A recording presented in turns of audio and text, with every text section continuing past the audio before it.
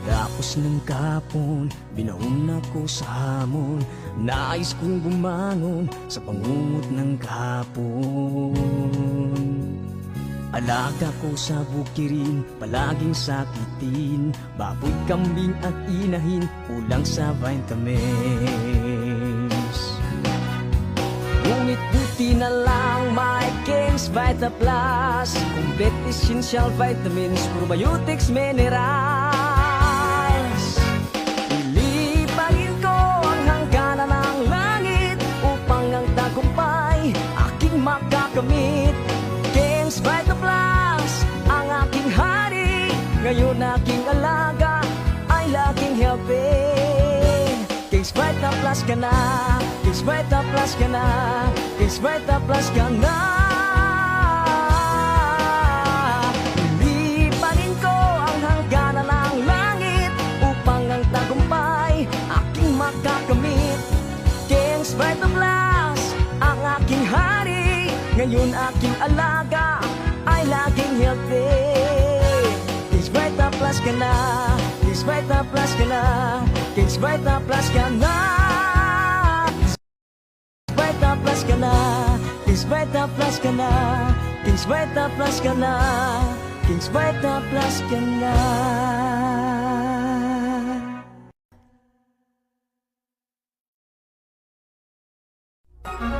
Labas nga impormasyon sa agrikultura, mga simpleng tips para sa mga mag-uuma. Yaman sa kaumahan, kikita ka na, aasenso ka pa. Sa programang Agrisenso, kauban si Inday Bajang o Clara Tita. Kini nga programa hatod kaninyo sa King's Vita Plus Animal Feed Supplement, Panamox Antibiotic Caplet ug Panamox Forte ug sa Intenso Premium, Intenso Power Stag ug Intenso Plus.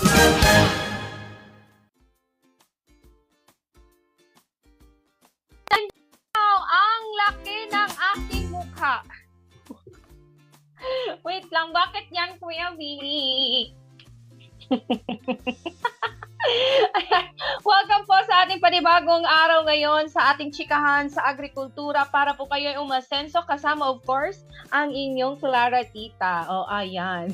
Kumusta po ang inyong lugar dyan? Malamig ba? Umuulan ba? Kasi dito po sa Davao City ay maulan po masyado. Oo.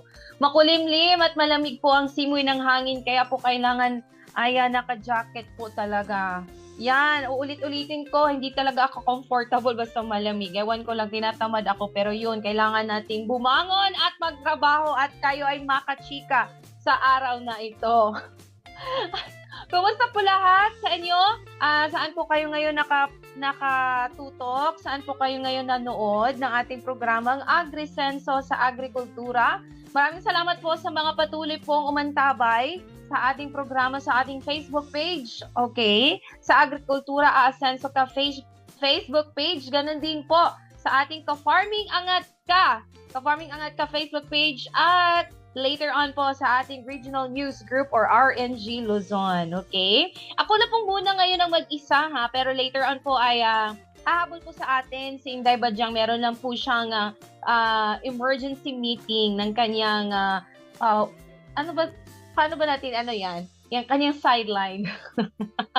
May work kasi si Inday Bajang, so may work siya, sideline niya, okay. So may emergency meeting lang doon sa kabila. So ngayon ay ako po muna po ang inyong makakasama sa ating programa ngayon. Pero hahabol po siya later on ha, para ibigay po sa atin ang kanyang agribalita. Anyways, sa atin po mga nanonood ngayon, pwede po ba ay mag-greet kayo, mag-comment kayo sa ating comment section box para po ay ma-shoutout natin yan maya-maya. At sa lahat din po ng mga nakikinig po sa ating King's Radio stations dyan po sa may Himalalod, Negros Oriental. Hello po sa mga taga-Negros! Maulan din po ba dyan sa inyo? Malamig din po ba? Oo, dito. Ewan ko lang. Kasi po dito sa may Mindanao po, ay meron pong low pressure area na binabantayan ngayon ng Pag-asa na hopefully po ay hindi po yan mag-develop na isang bagyo kasi napaka-hassle po talaga na always umuulan. 'Di ba? Ayoko talaga yung umuulan. At Of course, sa bukod po dyan sa ating mga ka-agri sa may Negros Oriental, happy listening also sa ating mga ka-agri, sa ating mga Kings Radio fanatics. Oh, wow, may fanatics, may fans ng Kings Radio. Ang ating Kings Radio, dyan po sa may Agusan area, sa may Caraga region at dito rin po sa Davao region. Magandang araw po sa inyong lahat. Ayan, okay.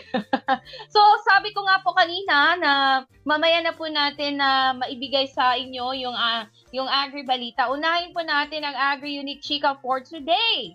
Alright, ang ating Agri Unique Chika for today, of course, courtesy walang iba ng ating ka-farming angat ka at farming business ATBP content creator Sir Jid. Of course, 'di ba? Nung mga nakaraang araw ay naibahagi niya sa atin kung ano ba yung mga diskarte natin sa pag-aalaga ng hayop, okay? Ngayon po ay i-share niya sa atin kung paano ba siya nagkaroon ng inaalagaang hayop, paano ba siya nagkaroon ng mga hayop na wala naman silang pambili noon. Okay? Ano yung mga diskarte? Ano yung mga diskarte niya noon na pwede nating may apply ngayon sa ating mga sarili, sa ating pagsasaka, 'di ba? Na gaya ng kanyang sinabi na wala po talaga silang pambili noon. Diyan po sa Pulangco, Zamboanga, I don't know, Zamboanga del Norte ba yan? Zamboanga del Sur. Basta diyan po sa may Pulangco, Zamboanga. Sila po ay kumbaga caretaker lang po ng isang lupain diyan. Tapos ay sa pagsisimula nila ay wala naman po talaga silang ganong kalaking budget para pambili ng hayop ng kanilang aalagaan. So ano po yung mga tips na pwede niyang ibahagi sa atin na pwede nating i-apply para din po tayo ay umasenso. Ngayon 'di ba sa makikita niyo sa mga vlogs si Sir Jid na ang dami niya ng mga kambing, marami na rin siyang mga inaalagaan mga baka, mga kalabaw, ganun din ang mga manok at pabo. At lalong-lalo na po yung alagang baboy na yung mga alagang baboy niya naka-free range din, 'di ba? So paano 'yun? Ano yung magiging discard at ano yung mga dapat ninyong gawin para ay ma-apply ninyo 'yan sa inyong pagsasaka diyan sa inyong mga bukirin. So okay? So ayan po. Wag na nating patagalin pa. Samahan natin ngayon ang ating ka-farming angat ka-farming business ATBP content creator Sir Jid Batawan po. Roll VTR. Hello po, magandang araw po. Ang live natin ngayon ay hatid sa atin ng King's Vita Plus Animal Feed Supplement. Kasama natin sa mga alagang hayop. Dahil ito ay vitamins natin daily. Ito yung pang-maintenance namin na vitamins sa mga alagang naming hayop. Ito ay hinahalo namin doon sa pagkain or pwede rin doon sa mga inumin. Sa mga baboy, sa manok, sa mga itik, sa pato, sa pabo, sa gansa, no, sa mga kambing, sa baka, kalabaw. Pwede natin gamitin ng King's Vita Plus. Dahil ang King's Vita Plus ay puno ng mga nutrients na lalong makatulong sa ating mga alagang hayop. At ngayon naman, ang ating topic ay tungkol dito sa nagkaroon kami ng alagang hayop kahit wala kaming pambili. So ito yung isi-share ko rin sa inyo ngayong gabi dahil yun na nga, marami tayong natatanggap na mga mensahe. Mahirap naman daw mag-alaga kasi sobrang mahal, sobrang gastos. Actually, itong i-share ko ay based sa karanasan namin kasi noon, walang-wala din naman talaga kami. Mga magulang ko ay purely farmer din na wala rin kaming talagang budget na pambili ng baka, ng kalabaw. So, ang ginawa namin noon, nakialaga si papa ko. Actually, hindi namin tatay ko yung nakialaga. Kasi lumaki ako, may mga alagang baka. Wherein nakikialaga lang siya dun sa baka na aking tiyahin. Doon, nung nanganak yung baka, na sila, yung unang anak napunta sa may-ari, yung pangalawang anak napunta kay papa. So, depende rin kasi sa magiging usapan yon para magiging okay yung hatian. Dapat sa simula pa lang, kapag tayo nagpapaalaga, may usapan na kung paano yung magiging hatian. So, yun. Dahil doon, nagkaroon ng mga baka na libre na. Pero, siyempre, hindi yun libreng-libre na binigay lang. Kailangan mo rin na pagsikapan. Kasi, yung baka, inahing baka, na inaalagaan ni Papa, tapos kapag nanganak na, so, yun, napunta sa kanya isa, tapos yung sunod na anak naman ay, depende sa magiging usapan. Napunta sa kanya yung una, tapos yung pangalawang anak ay napunta dun sa may-ari. So may baka na siya. Tapos naman sumunod, medyo dumami na yung baka niya. Ang ginawa niya naman, dahil nais niya rin magkaroon ng kalabaw para magamit na pang-araro dun sa palayan, ginawa naman ni Papa noon, nakipag-barter siya. Yung baka, binarter niya sa medyo maliit na kalabaw. So ayun, nagkaroon na rin ng kalabaw. So yung mga alaga namin ngayon na baka, kalabaw, karamihan dyan ay galing pa doon sa pinakaunang pakikialaga ng tatay ko, kaya nagkaroon kami ng sariling baka at itong kalabaw. Pero nung mga sumunod na, so medyo nagkaroon ng konting budget, so bumili-bili na rin kami kapag mayroon kaming extra, kapag may nagbebenta dyan sa aming mga kakilala, yung mga kapitbahay. So, yun yung mga target. Kasi maganda rin mag-invest pa sa pag-alaga ng baka. Kasi alam naman natin yung mga baka, libre na yung mga damo na nandyan sa paligid. No, kinakain lang nila, hindi na natin kailangan bilhan ng mga feeds. No, parang kambing lang din na libre na rin yung pagkain nila. Kasi minsan, ang nagiging challenge natin sa farming ay yung ikasustain natin na pagkain ng alagang hayop. Kung meron naman tayong space dyan, kung may lupa naman dyan na bakante na hindi naman natin nagagamit, may mga damo yan sigurado na pwede natin gamitin doon sa mga alaga nating hayop na kumakain naman ng mga damo. Compare natin doon sa mga alagain natin ibang hayop, halimbawa sa baboy, sa manok, kung nakasanayan natin na bigyan ng feeds yun, ay talagang magastos kasi bibili tayo lagi. Habang nagalaga tayo, no, bumili na tayong biik, bumili tayong sisiw, habang pinapalaki natin sila, ay ginagastusan pa rin natin ng feeds na pampatuka sa alagang hayop para mas mabilis lumaki. No, pero marami rin namang mga pamamaraan, may mga nag-alaga ng hayop, may mga nag-alaga ng baboy, ng manok, ng mga native, no, talagang pinapakain lang din nila ng mga alternative na pagkain. Hindi na rin sila bumibili ng feeds. Kasi yun na nga, hindi naman lahat ay afford yung ganung pamamaraan. Kasi tulad ng nabanggit natin, no, marami ring mga nag-aalaga ng hayop na talagang kailangan malaking puhunan. Halimbawa, dun sa baboy, kung nagpapalaki ka ng baboy, kung bumili ka ng biik, yung mga magagandang lahing baboy, no, yung biik pa lang, may mga halaga ng 3,000. May mga nagsasabi nga sa akin na wala na daw 3,000. So, ang halaga na daw usual is 3,500, 4,000, meron pa daw 5,000 na biik. Paano na lang kung within 3 months tayong nagpapalaki, within 4 months natin pinapalaki yung baboy, yung gastos natin na feeds dyan, halos mga 3 sako. Sa mahal ng mga feeds ngayon, baka gagastos na tayo ng mga 5,000 din dyan, more or less mga 5K din. Doon pa lang sa pagkain ng alagang hayop.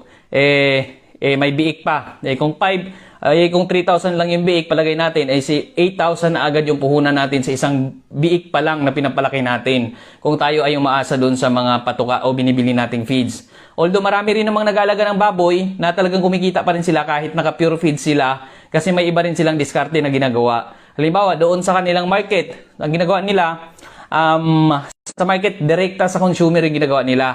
Halimbawa, nagbebenta sila, kung halimbawa magkakatay sila ng baboy, ino-offer nila doon sa mga kapitbahay nila. Kung saan, tinatansyan nila kung mga gaano kadami yung meat na kanilang maibenta, tinatansyan na rin nila kung magkano per kilo para kahit papaano sila din ay kumita. So, yun yung mga pamamaraan din ng maraming mga nag-aalaga ng baboy na naka-pure feeds para kahit papaano ay kikita pa rin. Or ibang paraan naman ay nagano sila. Ang ibang paraan naman ng ibang nag-aalaga ng baboy, naghahanap sila ng mga bibili ng kanilang baboy na medyo maganda rin naman yung bili. It's either direkta doon sa mga naglilitsyon or doon sa mga may mga pwesto sa palengke or doon sa may mga may-ari ng meat shop.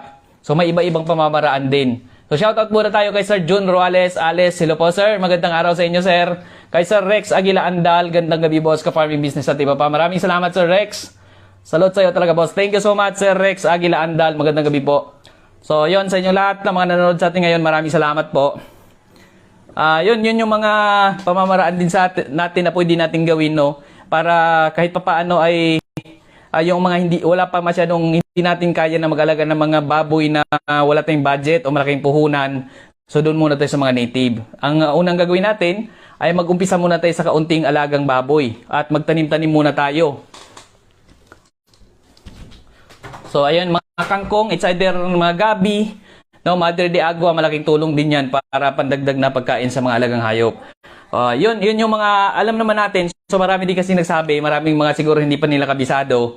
No, maraming nagsasabi na pag nagpapalaki tayo ng baboy na hindi naman natin pinapakain ng feeds, ay hindi daw lumalaki yung baboy. Actually, alam naman natin na yung mga baboy, yung mga hayop ay sanayan doon pa man, no, wala pang mga feeds noon pero nabubuhay pa rin sila. Kaya lang, totoo naman talaga, hindi rin ganun kabilis lumaki compared doon sa naka-pure feeds. Pero doon sa mga native natin na hindi naka-feeds, mas naman sila, mas tipid tayo sa gastos. Hindi naman sa tinitipid natin sila. So may mga narinig din tayo, sabi nila, ba't daw tinitipid? Actually, hindi siya tinitipid. Kung nagtatanim tayo, nagtsatsaga tayo sa pagtatanim. Ang tagal din nating inaantay yun bago yun magbunga. Halimbawa, yung mga kasaba. So minsan, nasa 8 months pa yan bago natin ma-harvest. So, sobrang tagal pa din ng panahon na inantay natin. Ganon din sa pagtatanim ng mga gabi, mga Singapore, yung mga gabing San Fernando. So, mga kamote, yung kamote medyo mabilis lang. Minsan 1 month pa lang, lumalabong na yung mga damo, yung mga dahon niya, na pwede na rin natin ikabigay na pagkain sa mga alagang hayop. So, yun, marami tayong mga pwedeng gamitin na alternative na patuka din sa mga alagang hayop natin. Alternative natin doon sa mga feeds. Para doon sa mga native o doon sa mga upgraded na baboy. Kaya mas maganda kapag nag-start tayo, konti-konti muna, 1 o 2 gagawin muna nating inahin. Habang tumatagal, kung gusto natin magparami din tayo ng mga pananim na ipakain doon sa mga alagang hayop. Para kahit papaano, meron tayong pang support. Kasi yun talagang pinaka natin challenge pagdating dito sa farming. Yung gasto sa mga patuka, meron namang mga solusyon din na pwedeng gawin. Lalo na kung may space tayo. Kung tayo naman ay farmer, madalas nasa bukid tayo, so may mga lote-lote naman dyan, may mga lupa naman dyan na space na pwede rin natin gamitin. Yun ay kapag allowed tayo na gamitin. Kasi kapag hindi naman atin, baka mamaya magkagulo naman. So, yun yung mga pamamaraan. May ilan din nagsasabi na sobrang gastos din daw sa farming kasi kailangan pa nilang bumili ng lupa. Totoo yun, kapag kailangan pa nating bumili ng lupa, sobrang gastos din talaga. Pero doon sa ilan, no, marami rin naman na nasa bukid, mga farmer, na katulad namin na nakikialaga or pinagkakatiwalaan doon sa lupa na pwedeng gamitin. So, libre, hindi ka nagagastos. Kailangan mo lang din na magpakita ng effort mo doon sa lupa na ibinilin sa'yo na kailangan ayusin mo, linisin mo, tamnan mo, alagaan mo yung lupa nila. No, habang ikaw ay nag-aalaga din ng mga hayop doon. Kasi maraming ganon, ang produkto ay mga palay, produkto ay mga niyog, na yung mga may-ari ng mga farm na yon ay wala namang hilig talaga sa farming. Minsan may mga mayayaman, so wala silang masyadong interest doon sa farming. Meron silang ibang negosyo. So tayo na mahilig sa farming, so yun yung mga pagkakataon natin. So tulad sa bukid, marami rin ang mga tenant o mga pinagkakatiwalaan doon sa mga lupa. At marami din naman ang may-ari mismo ng mga lupa. So, yun yung mga pamamaraan din na para magkaroon ng pamumuhay sa farming. At dito sa farming, hindi rin ganun kadali ito. So, kailangan din natin na marami tayong mga diskarte dito. So, ayan, shoutout muna tayo. So, kailangan din natin ng maraming diskarte para kahit papano ay mapalago natin yung farming. Kasi, itong farming talagang kapag ka napa-improve natin to lalo, maganda rin ang dito. Maganda rin syempre ang ayan, di natin mabasa yung ibang Maganda rin ang posibleng patutunguhan natin dito sa farming. Dahil sa in-demand siya, syempre yung farming, ito ay pangangailangan. Sa pagkain pa lang, no, ito yung pinakapangailangan. Lahat ng tao actually, nangangailangan dito sa produkto natin sa bukid. Kaya malaki ang chance na mapapalago natin lalo ang farming kapag ginagamitan na rin natin ng mga bagong technology. At yung mga diskarte, syempre, kailangan natin ng diskarte. No, kay ka-farming John Patrick Ginon, good evening po, magandang araw po, magandang gabi po. Kay ka-farming Jolren Alvarez, hello po, maraming salamat po sa panonood. So ayan. So medyo lang, no, minsan hindi ko nababasa yung ibang comment.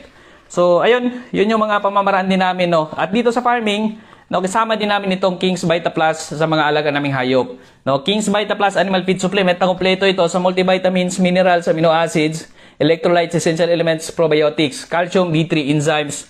Ayan, marami siyang sangkap. Meron siyang zinc, iron, manganese, copper, iodine, selenium, cobalt, lysine, D-L-methionine, betaine.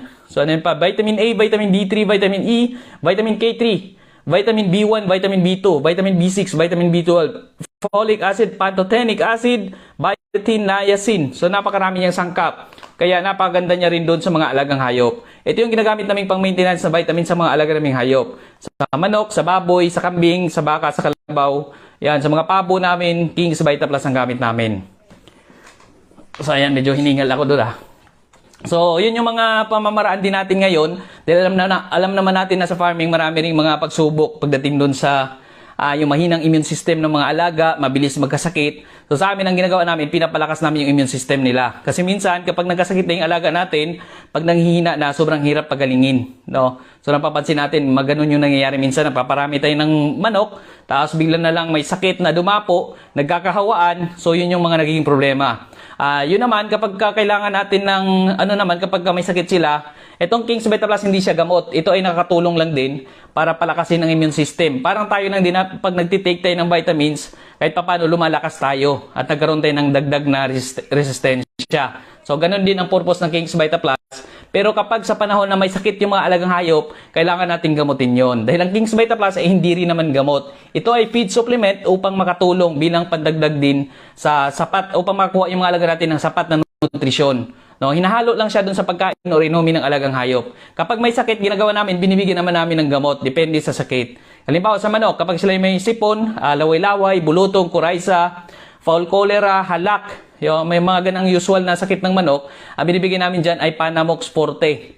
Pinapainom namin up to 5 days. Pag malalaki naman, up to 7 days. Sa mga sisiw, pwede rin ang Panamox Forte kasi ito ay water soluble na hinano lang doon sa tubig na iinumin ng ating mga alagang manok na may sakit. At doon naman sa mga nakataling manok, pwede rin sila bigyan ng mga capsule type naman na inumin, yung tinitingal. Up to 7 days naman kami nagbibigay noon. Panamox Caplet naman yon.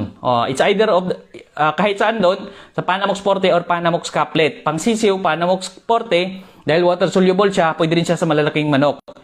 No, so yun yung mga ginagawa namin kapag may sakit yung mga alaga namin.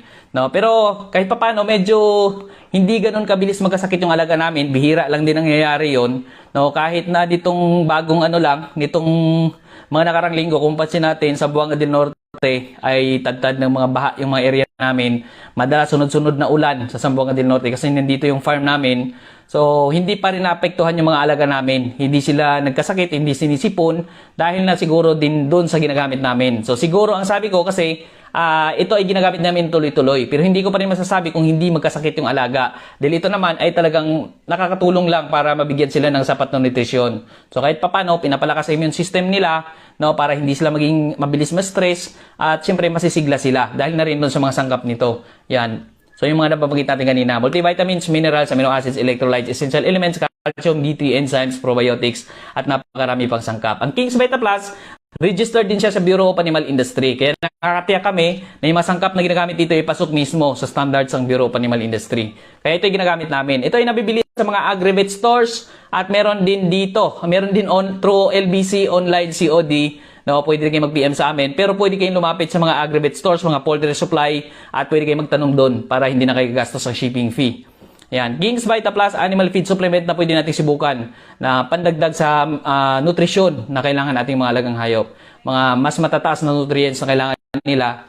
So, ito na yon. King's Vita Plus Animal Feed Supplement para palakasin ang immune system nila. Available sa mga agri-vet stores nationwide mula Mindanao, Visayas, Luzon.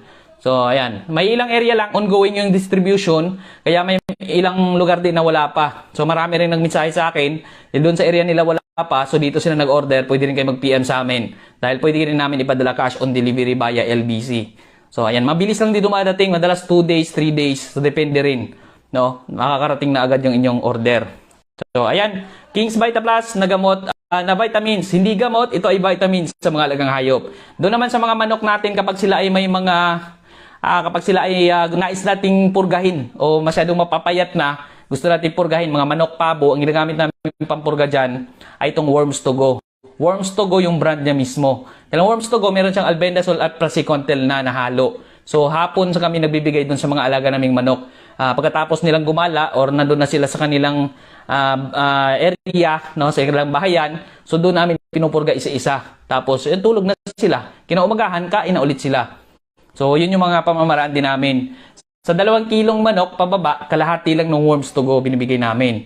Sa 2 kilo pataas, o yung mas mataas pa sa 2 kilo, yun yung isang buo na ng Worms to Go binibigay namin, pinapainom namin doon sa manok. So, yun yung mga ginagamit namin na pampurga, yung gamot, yung kanina, Panamox, tapos yung vitamins na nagpapalakas din ng immune system kasi kinumpleto natin yung kanilang pangangailangang nutrisyon. So, ito yung binibigay namin pandagdag sa pagkain nila. Ito naman, ano na rin to, isang pakete. Ito yung isang pakete siya. Powder siya. Ang laman niya ay 100 grams. Na pwede na rin maihalo ito sa isang, kung nagpi-feeds tayo, pwede siya ihalo sa isang sakong feeds na. Isang buong pakete. Or kapag ka pakunti-kunti lang, 3 kilong feeds, haluan natin ng tig 1 kutsara. Or sa tubig, kapag sa tubig inumin naman, mga 4 na litro, 1 kutsara. So, ganun lang yung pamamaraan din namin sa paggamit nito. Itong mga nababanggit natin ay based lamang din sa experience namin nito. No, hindi ako doktor, hindi ako expert pagdating sa gamot. Itong na-share namin ay based din mismo sa experience din namin. So, ayun. Kaya, Kay Ka-Farming Wilson Aguilo Ramos. Shoutout po, solid subscriber here. God bless po. Maraming salamat, Sir Wilson Ramos. Kay Ka-Farming Rod Nieto, shoutout watching from Nueva Ecija. Maraming salamat, Sir Rod. So, ayan, yung mga... Kay Ka-Farming Jolren Alvarez, hello po, magandang gabi po. Maraming salamat sa inyong panonood. So, ayun po, yung mga pamamaraan namin Sa ngayon, maging sa mga baboy, actually, marami din mga nag-aalaga ng baboy na kahit wala silang pambili, no, sa bukid. Actually, sa amin nga dati, nagpapaalaga din kami ng inahing baboy. So, may mga nangyari din ganon, pero minsan may mga ano din siya, may mga risk. Kasi minsan yung nag-aalaga ng baboy, siguro wala masyadong idea kung paano alagaan. So, minsan di rin nila nabibigyan ng sapat na pagkain, napapabayaan hanggang sa na sobrang pumayat yung inahing baboy namin na pinalagaan sa kanila. Pero, ang nangyari, since hindi naman nila kayang alagaan, so kinuha namin nung medyo bago lang, siguro 1 month pa lang siya nabuntis. Hindi nila na-sustain na talagang tuloy-tuloy mabigyan ng pagkain. So, baga sa hapon. Ang pagkain kasi na binibigay doon ay mga kangkong, mga leftover sa yung mga leftover sa kusina, mga kangkong, mga kasaba, kamote, kung ano yung available lang, yung mga gabi, ganun yung usual na pag-aalaga sa probinsya, sa amin. No, yung mga native o mga upgraded na baboy, yung mga cross sa white at mga native pigs, yun yung mga ginagawa naming inahin. Kasi ang kinakain nila, yung mga alternative, yung mga pananim na lang. Kasi pag i-pure feeds yan, sobrang laki ng gastos. Kasi alam naman natin na pag 4 months old pa nga lang, no, yung biik pa lang na pinapalaki natin up to 4 months, ay gagastos na nga tayo ng halos mga 5,000. So paano na lang pag inahin na tuloy-tuloy na yung kakain, ang laki na rin kinakain yan araw-araw. So sobrang laki ng gastos kung nagpo-pure feeds. Lalo na sa amin, hindi naman namin kaya yung ganun ka gastos. Maliban na lang siguro doon sa may kakayahan na doon sa mga malaking negosyante na ng baboy. So kayang-kaya nila yon. Pero sa amin, medyo doon lang kami sa sapat lang, sa kaya lang din namin. Kaya yun yung ginagawa namin. Nag-alaga kami ng mga native, mga upgraded na po pwede namin bigyan ng mga available na mga pampatuka na nasa paligid na lang. No, kailangan lang tiyagain na lang sa pagtatanim at napaka-healthy din naman ng mga biik noon kasi mga anong kinakain nila, organic, no, nakukuha lang sa paligid. Tapos kapag may palay, yung palay sa amin, pag nagpapagiling kami, yung pinaka-direct, yun yung ginagamit din namin panhalo. So talagang wala nang gastos. Ganon yung mga pag-alaga sa amin ng mga baboy. Kaya pag may nakialaga, ganon din yung ginagawa nila. Kaya lang yung iba, hindi nila naasikaso masyado. Halimbawa, may trabaho, tapos pati pag uwi, hindi nila napapakain. So sobrang nangayayat, nagkakasakit yung baboy, nanghihina. So, ibig sabihin, wala silang kakayahan na mag-alaga talaga or talagang hindi rin nila hilig. No? Kasi, sa totoo lang, kapag naman hilig natin, kahit na galing tayo sa trabaho, hanap tayo ng paraan. So, ginawa namin, no, binalik na lang nila sa amin yung inahin. Tapos, nung nanganak na, binigyan pa rin namin sila. Kasi, syempre, nakialaga sila kasi kailangan nila. So, nung binalik sa amin, binigyan pa rin namin sila ng biik. Para kahit papano, meron pa rin silang pwedeng panimula. Pero tinuruan namin kung paano nila dapat palakihin yung kanilang biik para meron sila palakihin. At pwede nilang gawing inahin, no, babae yung binigay namin para pwedeng gawing inahin. At kung napalaki nila, naparami nila, yung pandagdag na rin doon sa kanilang pangangailangan. Kasi talagang hirap din sila. Yung isang nakialaga sa amin noon, hirap din sila. Pati nga pagkain, medyo hirap sila sa pambili. So kaya sabi ko, bigyan na lang din natin para kahit paano merong panimula. Di ko lang alam kung ano na yung nangyari dun sa baboy ngayon. Sana napalaki nila at maparami nila.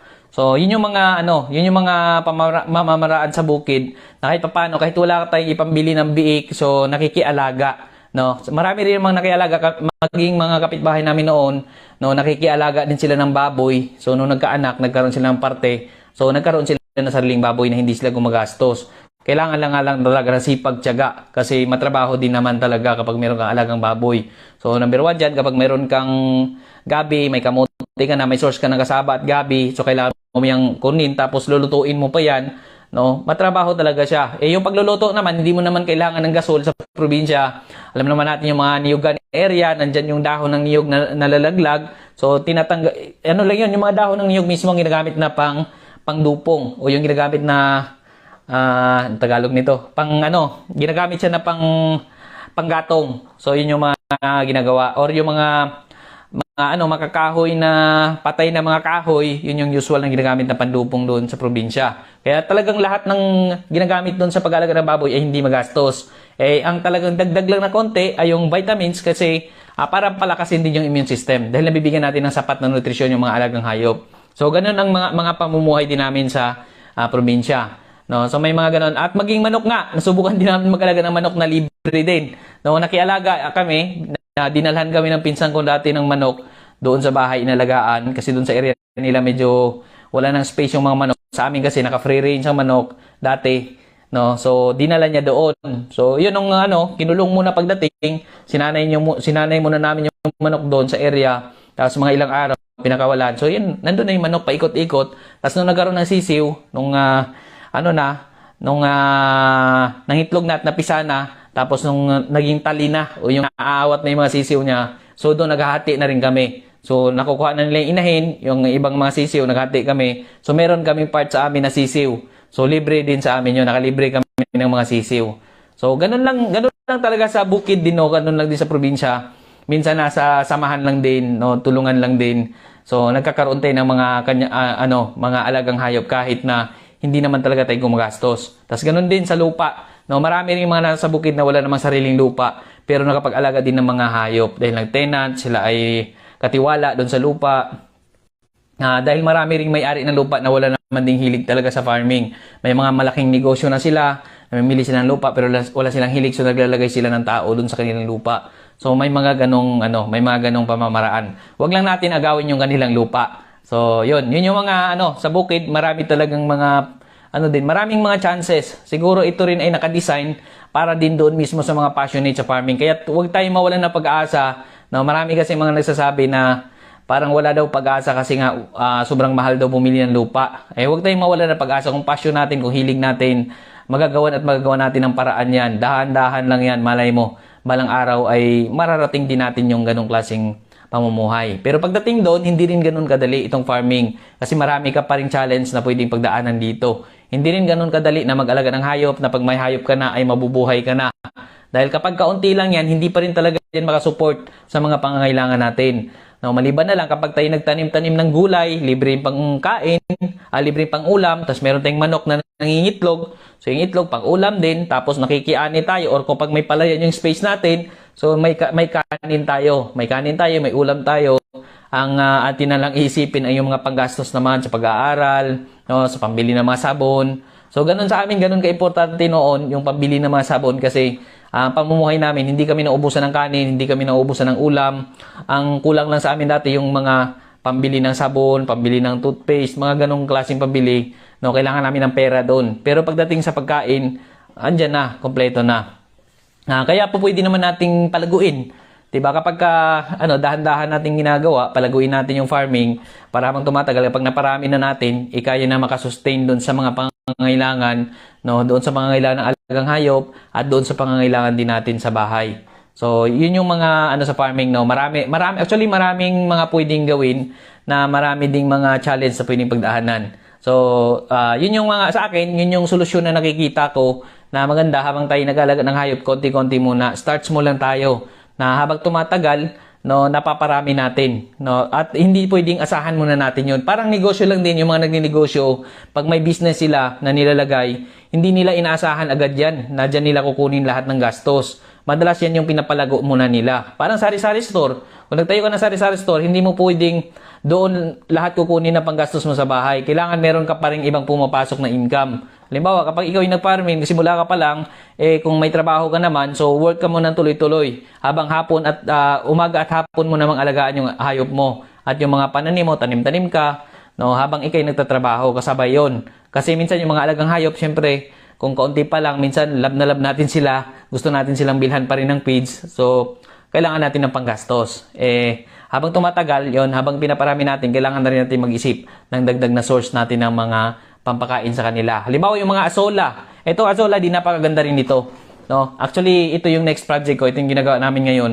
Bumili na rin ako ng asola pond. Medyo kaunti lang yon. Asola pond ko muna ilalagay yung mga asola. Yung kasi yung pinaka-pond niya, yung pinaka-trapal, lalagyan lang ng tubig yon, tapos lalagyan ng dumi ng mga kalabaw ng baka. Una, hugasan mo na yon. Tapos yung pinaka mga matitira doon, yun yung ilalagay doon sa trapal na may tubig. Tapos yun yung tatamnan ng asola. Lalagay doon yung asola. Tapos harvest ka na lang. Kapag dumami yung asola, harvest ka na lang. Tapos hugasan mong maigi. Tapos yun, ihaluan mo na lang darak. O kung gusto mo haluan ng feeds, pwede rin. O haluan mo ng Madre de Agua. O mga niluto mo na kasaba at gabi. Pwede mo silang paghaluin. Tapos yun yung ibibigay natin sa mga alagang hayop. Kasi yung asola, tuloy-tuloy tayo nag-harvest doon. Sa ngayon, simulan muna namin doon sa nakatrapal muna. Pero once na meron na yon, so baka expand namin dun sa nakikita nyo sa video natin, may space dun sa mga babuyan, dun sa kambingan may pababang area dun na dating palayan na nagkakatubig din naman. So posibleng doon kami mag-expand ng mga asola. Kasi yun yung kailangan na namin ngayon. Lalo na dumadami na itong mga pabo natin sa ngayon. Sa susunod, no, bukas pala may video tayo tungkol dito sa mga pabo namin na naparami na natin. So ilalabas namin sa Farming Business ATBP bukas din. No, at actually ngayon nasa siya, YouTube na. Naka-play na siya sa YouTube, sa Farming Business ATBP sa YouTube. No, please subscribe na rin sa mga di pa nakasubscribe diyan. No, nandun na meron tayong yung mga pabo namin, dumami na sila ngayon. So yun yung i-share ko rin bukas sa Facebook na sa ngayon ay nasa YouTube na rin. Pa-search na lang kung nais nyo rin na masilip kahit pa paano, para makuha kayo ng ideya rin doon sa pag-alaga ng pabo.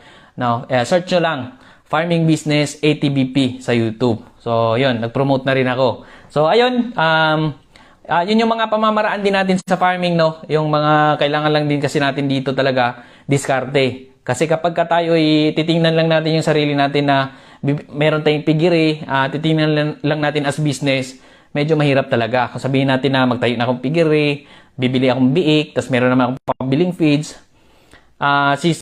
paano pag yung output nun kung talagang kikita pa talaga tayo? Kaya kailangan may diskarte rin tayong gagawin. Yung mga diskarte, yun yung mga pagdating sa market, kailangan kahit papano ay medyo makabenta tayo ng maganda para hindi naman tayo malugi doon sa gastos natin. No? Doon naman sa mga mag-umpisa pa lang, tulad na nabanggit natin kanina, pwede natin simulan muna doon sa pag-aalaga ng mga native muna na po pwede nating pakainin ng mga alternative na pagkain ng mga alagang hayop. Actually, ito yung na-share ko rin kasi ito ay experience din namin mismo. Hindi lang sa amin, maging sa mga kapitbahay namin, marami din sa mga kapitbahay namin na nag-alaga ng mga baboy na walang mga pigiri nakatali sa ilalim ng puno, wala namang amoy. Kasi yung mga baboy nila, mga organic yung kinakain. Tapos yung mga dumi ng baboy, natutuyo agad kasi nasa lupa. Pag nasa lupa, hindi naman talaga maamoy. Based na rin sa experience namin yan.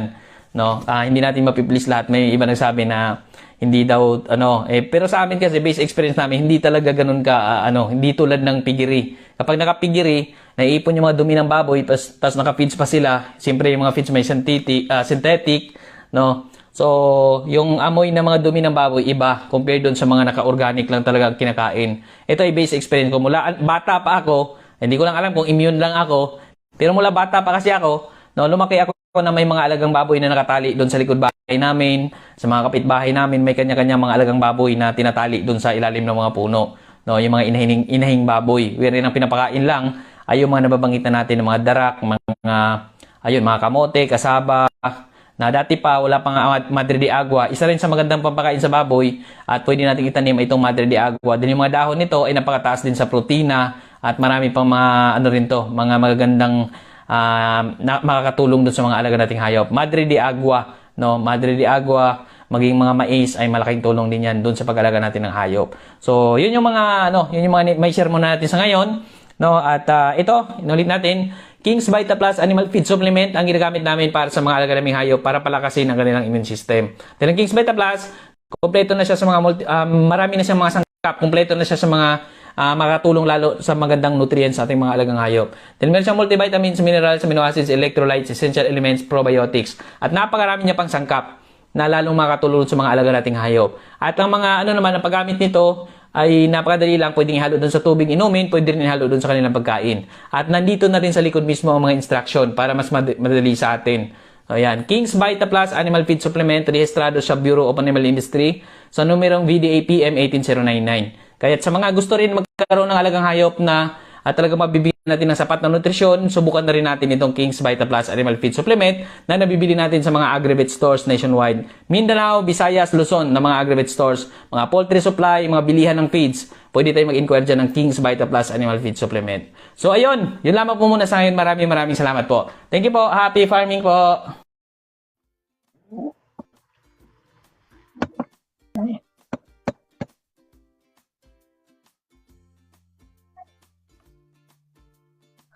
Sabi ko nga, nakamute ako. So, ayun. Maraming salamat, Sir Jid, sa iyong napakagandang tips. Uy, lahat po ng mga tips na i-share sa atin ni Sir Jid, hindi po yun nakahaka lamang, kundi kasali po talaga yan siya sa lahat ng kanyang mga sinasabi dahil po ay based yan sa mga experiences niya doon sa kanilang farm. So, kung naging effective yun po yung mga sinabi niya sa kanya, posible rin na maging effective din yun sa kanya. Okay? So, ayan po, maraming salamat, Sir Jid, sa iyong napakagandang discussion for today. Very inspiring story sa inyong pag-farming dyan sa Zamboanga. So, kahit wala po siyang pambili, ay nakapag-alaga talaga sila ng mga hayop, no? So, why not? Tayo rin kaya, Inday. Huwag tayong mag-chismis, kasi delicate. Yan kasi, ang daming ganap sa mundo, di ba? Na busy lang tayo and all. May mga ganun bagay na. Oo. Diba? Huwag natin i-chismis dito kasi delicate. Naman, oo. Uy, pero bitaw, diba? Uy, sa lahat ng mga hindi lang, diba, the last time we about pumapalaw, this time naman, diba, may airplane na, nasiraan at nahulog sa Palayan over there in Bataan. Ay, ano yun siya? Nahulog talaga, Day? Talagang na-crash talaga siya sa isang palayan sa Bataan. Pero hindi yan yung eroplano na missing with 6 passengers. Hinahanap pa rin yun. Ibang eroplano na naman ito. It's a Philippine Airlines PAF airplane, Cessna plane pa rin. Wala pang but there are 2 pilots na sakay doon. So ayun, nahulog siya sa isang palayan. Not sure, wala pang update kung buhay ba yung 2 piloto or what. But sana they are alive, diba? At least na it's very sad to hear those mga ganung balita, diba? So yun tawag nito yung mga medyo naburn out na sa city life and all. Why not try doing some magtanim ka na lang, mag-agrikultura ka na lang and all. Punta ka na lang ng bukid, ayan. If you have the money to spend o meron kang konting lugar na pwede ka makapagtanim mo pa kapag aalaga ng mga baboy, manok, kambing or whatsoever, why not? Diba? That's somehow a breather of that heavy and very workload the environment sa syudad. Ayan, magpabukid na lang tao, diba? Refreshing pa. Corrected by. Yeah. Laban lamang sa mga buhay-buhay. Ang daming ganap sa mundo. So, ayan, Day, natapos na ang ating Agri-Unique Chika. Punta naman tayo sa ating Agri-Unique Agri-Balita for today. Yes. So, ano ang ganap natin dyan? Yes, ayoko na sa mga sibuyas Bombay. Gusto ko naman pong maging matamis ang aking buhay. Asukal na naman po ang ating pag-usapan. Okay? Ayan. Sa ating Agri-Balita, mga friends, 2 months na buffer stock ng asukal makakatulong sa pagpapababa ng presyo nito. Ayon, so ipapatupad ang 2-month buffer stock ng asukal na inaasahang magpapababa ng presyo at makaiwas sa shortage. Ayon kay Pangulong Ferdinand Marcos Jr. Sa isang sectoral meeting sa Malacanang, inulat ng mga opisyal ng Department of Agriculture na ang umiiral na retail price ng asukal mula October 2022 hanggang Enero 2023 ay mas mataas kumpara sa presyo mula October 2021 hanggang Enero 2022. Inulat din ng DA officials na noong January 8, ang produksyon ng raw sugar ay nasa higit 870,000 metric tons o 22.41% ang mas mataas kumpara sa nakaraang crop year na 716,485 metric tons. Ang Sugar Regulatory Administration naman ay nag-project ng negatibong super ending inventory sa Hulyo 2023. Kaugnay nito, hiniling ng industriya ng carbonated soft drinks at mga pangunahing stakeholder ng industriya ng asukal ang pagpapatupad ng supplemental sugar importation program. Bata ito sa pagtataya na ang kasalukuyang inventaryo ng asukal ay tatagal lamang hanggang sa ikalawang kwarter ng taong 2023. Ayan.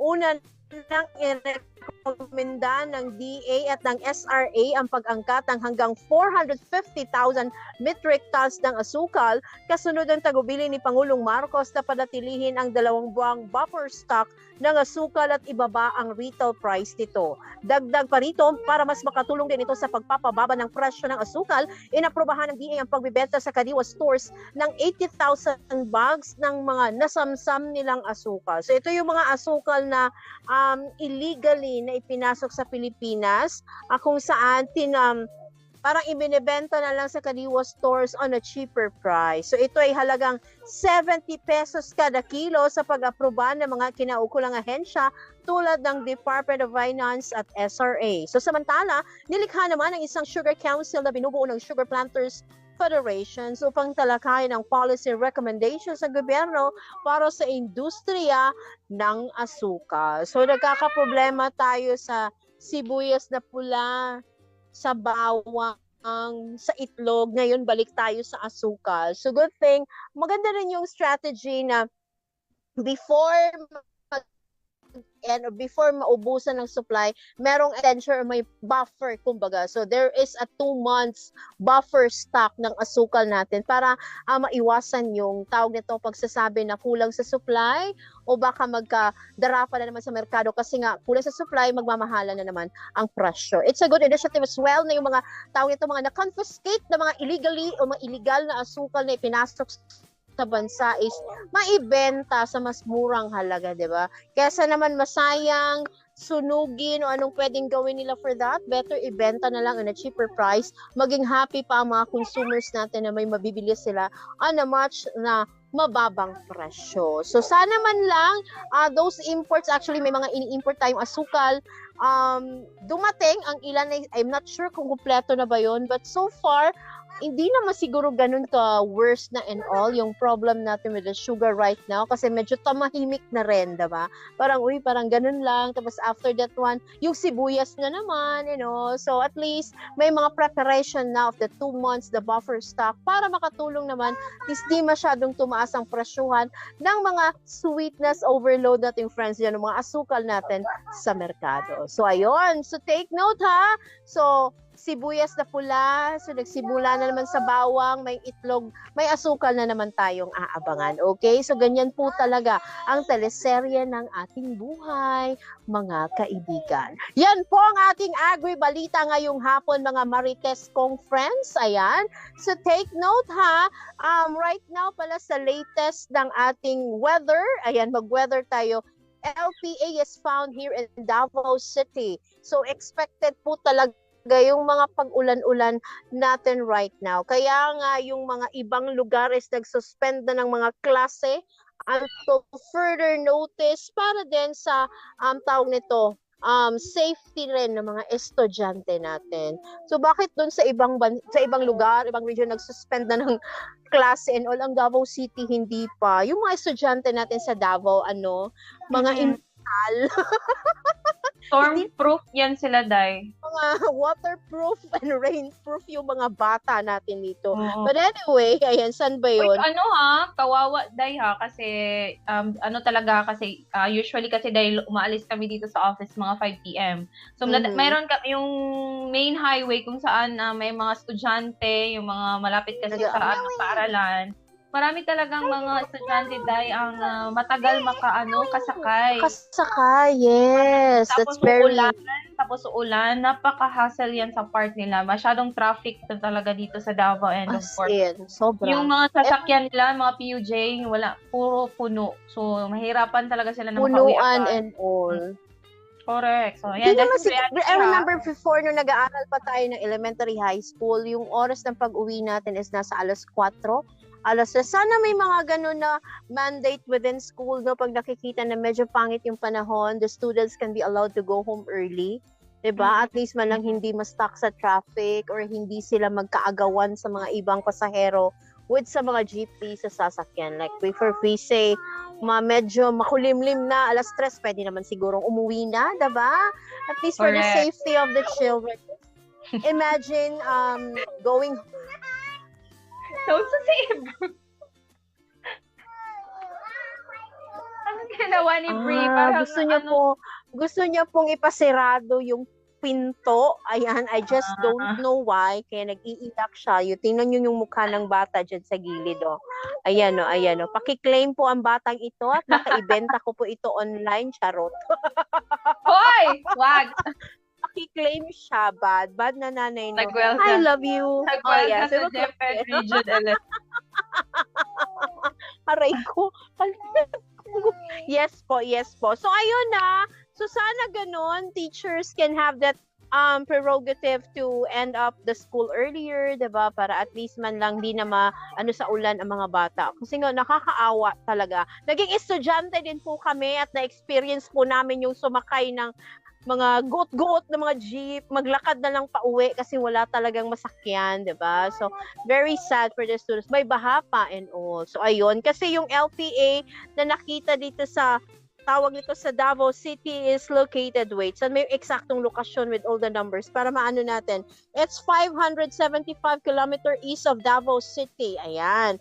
But then, at least hindi naman siya talaga likely maging weather disturbance o maging bagyo in the next 48 hours. Pero yun lang talaga, there are rains and expected yung mga landslides and also yung areas na binabaha nila landslides. So, be alert on it. Be always alert on it. Okay? Para safe po tayong lahat. Ayan. Correct advice. So, ayan. Thank you so much, Inday Bajang, sa iyong very informative na information, of course, sa ating mga ka-agri ngayon. And, bukod dyan, i-share namin sa inyo ni Inday Bajang ang ating mga produkto, of course, na makakatulong po sa ating mga farmers. Okay? So, wag po kayong mawala na para sa mga farmers. Then, meron pong produkto na mas pinalakas para po ay suportahan ang inyong pag-aalaga ng mga hayop. Okay? Dito, una po natin banggitin ang ating King's Vita Plus Animal Feed Supplement. Ganon na din po ang ating Panamox Caplet at Panamox Forte. Yan po ay ang gamot para sa inyong mga manok na may sakit. Okay? And sakit po gaya ng sipon, lagnat, and of course, mga fall cholera, coryza, ganon, mga mga ubo, sipon, halak. Doon po sa inyong mga alagang manok, ipanamox nyo na po yan siya. At meron din po tayong nawala ako kay Ibon. Meron din po tayo na intense conditioning formula po para sa ating mga boss dyan sa Rueda. Of course, meron po tayong Intenso Premium, Intenso Power Stag at Intenso Plus. At ang pinakamabisang pampurga po sa ating mga alagang manok, ang Worms to Go. Okay, at sa ating mga pet lovers dyan, meron po tayong bet na vitamins. Yan po ang ating King's VitaPet Multivitamin Plus Mineral. So, ayan, lahat po yan ay available po sa ating mga Agrivet stores dyan po sa inyong lugar. But, available, Dai, si Inday Bajang po ang mag-deliver. Yes, kung wala pong available sa inyong mga suking, mga tindahan, it's because we are already can be found Luzon, Visayas, and Mindanao. Pwede rin po tayo maka-order online. So mag-online shopping tayo para less stress sa mga beauty, mga madi. Ayan. So kung meron po kayo mga tawag nito branches ng LBC to your areas, ayan, i-PM nyo lamang po ang ating Facebook page. Yan po yung nakikita sa screen, King's Vita Plus, para ma-accommodate natin ang inyong mga orders via LBC, cash on delivery or cash on pickup. Or pwede din po tayong Shopee! O, diba? Hanapin nyo lamang po KBM Agrivet Lines, add to cart, and then check out, diba? So, magkano ba yung SRP natin ngayon? Yung chat ko dahil it is, tawag nito, 80? 80, oo. Oh, 80 yung dito sa... Nasa na tayo dahil 90 pesos to 100 pesos. Baka yung 80 pesos ay old stocks pa yun. Pero hindi naman okay lang. Hindi naman ma-expire. Kaya I was shocked, diba? Para inubos na lang siguro nila yan siya dahil. Diba? Ba't mura? Ba't hindi ba into siya fake? Ayun. Wala naman so far na pinifake yung ating product. For those who are tawag ito, mag-order online, so doon po kayo magpunta sa KBM Agrivet Lines para sure talaga yung mga ma-order ninyong mga produkto, diba? So, check out nyo lang yan and you can have your orders within a week and presto! Ayan, please, diba? Hindi na kayo ma-stress and all kung saan kayo bibili ng ating mga produkto. Ayan. Ayan. So, Kuya Bill, meron ka bang naihanda dyan ng mga Agrivet store partners natin na pwedeng i-shout out kahit saglit lang? Parang okay na? Okay na siguro? Ayan! Dyan po sa probinsya ng Camarines Sur, dyan po sa bayan ng Pili, Camarines Sur, ang JKB Marketing, Farm Station Agrivet, NT Harvest Plus, Aljon Poultry Supply, Diana Poultry Supply, Adam Store at Fair Store, Perez Store, dyan po yan sa probinsya ng Camarines Sur. So, yan po ay isa lamang I mean, yan lang isa lang po ang probinsya na Camarines Sur kung saan available po ating produkto. But dito po sa Mindanao, Visayas, dyan po sa Southern Luzon, ay very much available po ang ating mga produkto dyan sa ating mga agri-vet stores. Yeah, Okay. galit-galita na ang team ni June, diba? Kahit sana nakakarating. Amping sa mga laagan nating mga salesmen, o diba? Kahit saan lupalop na sila napupunta ng Pilipinas. Pwede na pasukin nila ang mga Moon, Mars, at saka Pluto at Jupiter sa kanilang business and all. So take care sa ating mga salesmen and women na naglalamyerda kahit saang lupalop ng Pilipinas, maihatid lamang ang inyong mga hinahangaang produkto. Ayan. So, thank you, everyone. Okay, so ayan, maraming salamat po sa patuloy ninyong pagsuporta sa aming programa dito po sa AgriSenso. Naway meron po kayong mga natutunan and hopefully po, at sana po talaga i-share niyo po ang aming Facebook Live ngayon sa ating Facebook page. At maraming salamat po. Ayan. Thank you so much. Hanggang sa muli po. Bukas po muli ha. Dito lamang po sa nag-iisang programa. Same time at saka same faces. Same program. Ito po ang inyong likod, Clara Tita.